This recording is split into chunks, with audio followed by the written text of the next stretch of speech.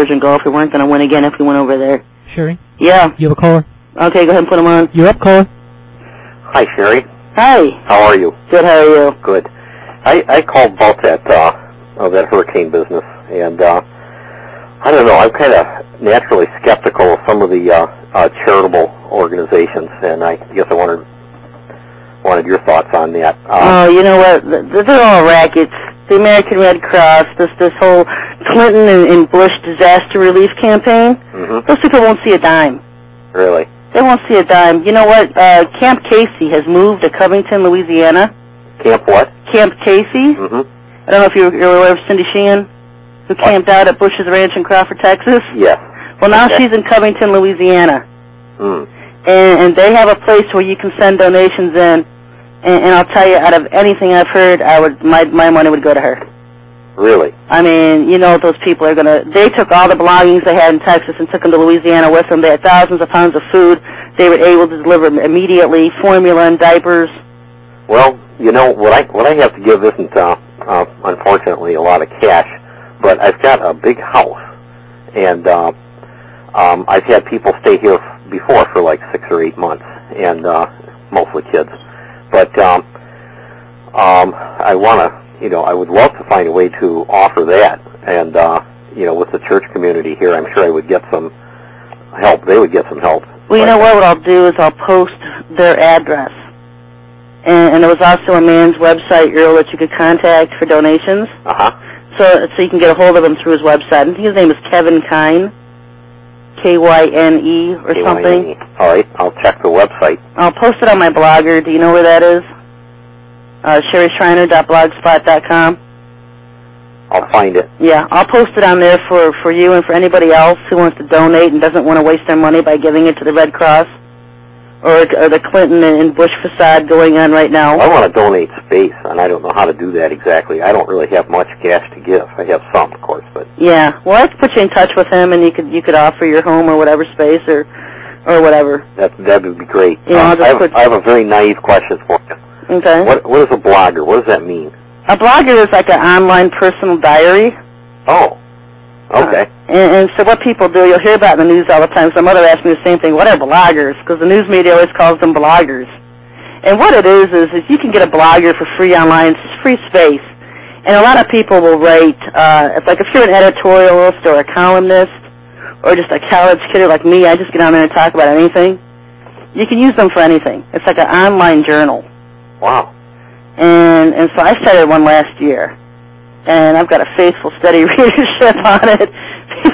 And sometimes I just get silly. Sometimes I say things the Lord tells me to say or reveal. Sometimes I just give my views on the news of the day. And people just like, these are called blogs. I see.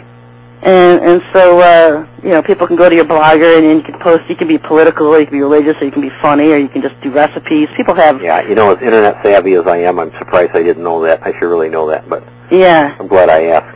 Yeah, but I've got a blog at SherryShriner.blogspot.com. Okay. And I try to get on it every day and write something, usually before I go to bed at night. Sometimes it's 4 or 5 a.m.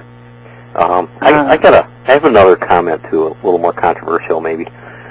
I was listening to your show one time, and you were pretty hard on Paul, and, the Apostle Paul. Mm-hmm. And it really kind of disturbed me, because if that's true, if what he's got to say doesn't mean a lot, well, that kind of undermines a lot of people's understanding of, the Christian faith and everything. So anyway, it disturbed me enough where I wanted to look and see what evidence I could find in the Bible, because I think everything has to go back to Scripture ultimately.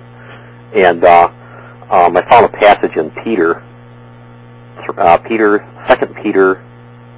verse,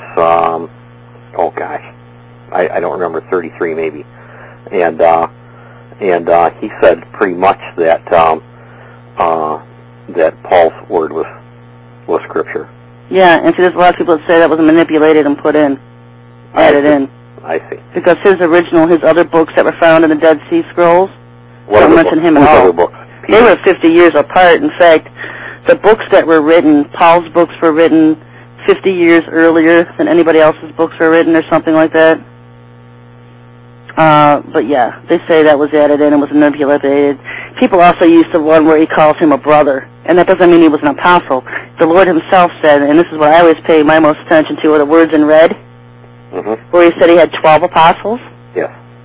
And so where's Paul? He wasn't a 12th apostle. He's 13. Right. Oh, he wasn't an apostle. That's right. That is correct. You know, and I certainly misspoke that. Yeah, and so it just goes from there. He's not an apostle. And you know, I don't even like getting into those kind of conversations with people, because it was the truth that he led me to, because I mean, you start praying for truth in all things, and the only person you're reading is the one person that irritates him the most, because Paul was the only person I would read or memorize. Yeah. So the person I was studying. Since then, I've also looked at some other scripture that, and of course I pray for truth too. That's, you know, what I desire. But when I, you know, once you mentioned that, I was so looking for it in everything, and I did notice a lot of things that Paul says are contradictory to what Peter says. Yeah. Well, I can't remember them all. From one book to the next is different. But, for example, you could read Corinthians and then go read Galatians, and they totally contradict each other. Well, there's a lot of contradictions, period. But you know, the one place I can remember is Romans, I believe it's 14. Oh no, Romans 13 about submitting to authorities. Yeah. And the reason for submitting to authorities that Paul gives is very different than that of what Peter says. Yeah. And Peter's thing was more like you do that to mimic Christ. I mean, he submitted to authorities, but the times you submit to authority is when you can show that even through persecution you are still happy and full of Christ. Right. But anyway, we have to wrap up the show. Okay, well, it was good talking to you again. Thanks for calling in. Bye. Bye-bye. That wraps up the show this week, folks. We'll be back on the air next week at 8 o'clock. I'll see you then. You can watch my blog at SherryTalkRadio.blogspot.com. I'll keep you informed of what's going on throughout the week and for the next show. I'll see you then. God bless everybody.